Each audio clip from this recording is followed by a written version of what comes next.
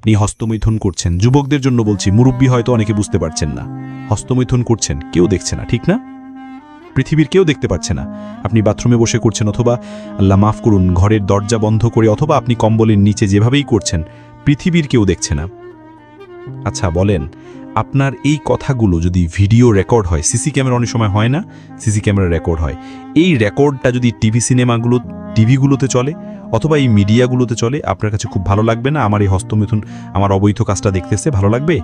লাগবে না। খুব খারাপ লাগবে না? আপনি মনে রাখবেন, আপনি যেই অন্যায়টা করছেন পৃথিবীর কেউ দেখছে না। আল্লাহ সুবহানাহু ওয়া তাআলা বলছেন, ওয়াকুল্লা ইনসানিন আলজামনাহু তাইরাহু ফি উনুকি, বান্দা তোমার গলার ভিতর রেকর্ডার ফিট করে দেওয়া হয়েছে। এখানে যেমন ক্যামেরা আমার প্রত্যেকটা কথা রেকর্ড করছে, আপনি হস্তমৈথুন করছেন, যেই পাপটাই করছেন আপনার ওই পাপগুলো রেকর্ড হচ্ছে।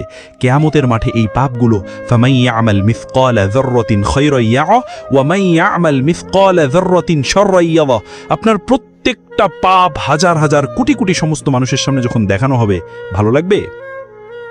ভালো লাগবে?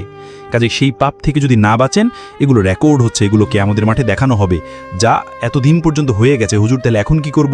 এখন তো তওবা করব, ঠিক আছে, এখন থেকে আর করব না, কিন্তু পিছনের যা হয়েছে এগুলো যদি কিয়ামতের মাঠে আপনার বাপ, আপনার মা, আপনার আত্মীয় স্বজন দেখা, অবস্থা কি হবে?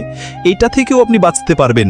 আল্লাহু আকবার। আল্লাহ বলে, বান্দা তুমি যদি সত্যিকার অর্থে তওবা করো, তাহলে তোমার পিছনের পাপগুলো একদম রিমুভ করে দেওয়া হবে, ডিলিট করে দেওয়া হবে ইনশাআল্লাহ।